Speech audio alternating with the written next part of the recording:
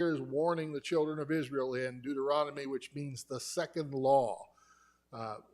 They were given the law at Mount Sinai. We read about that in Exodus 20 and verses that are following in chapters that follow in the book of Exodus after chapter 20.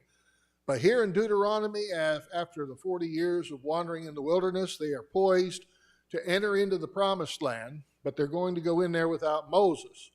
And so Moses gives them that Deuteronomy, that second law, to remind them of what they need to be doing. There's a lot that's included in that second law that we don't see in the first.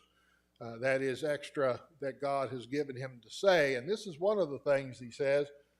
God is a consuming fire. This is a reminder of what happened in the wilderness. All of the people who came out of the land of Egypt, 20 years of age and above, died in the wilderness. They were consumed in the wilderness by this consuming fire, weren't they?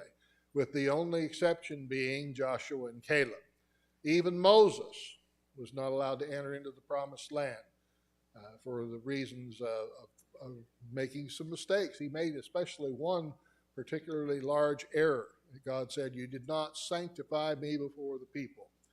When you struck the rock and said, 'Here now, ye rebels, must we fetch water out of this rock?'" He didn't give God the glory and the credit there.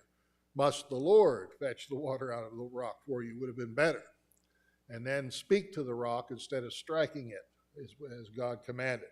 But here he is pictured as the consuming fire, and he is again a jealous God.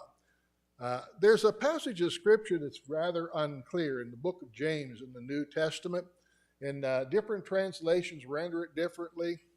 I think in the light of this name, that God is jealous, a jealous God, that this may clarify, may help us to understand what it means. And I believe this is the English Standard.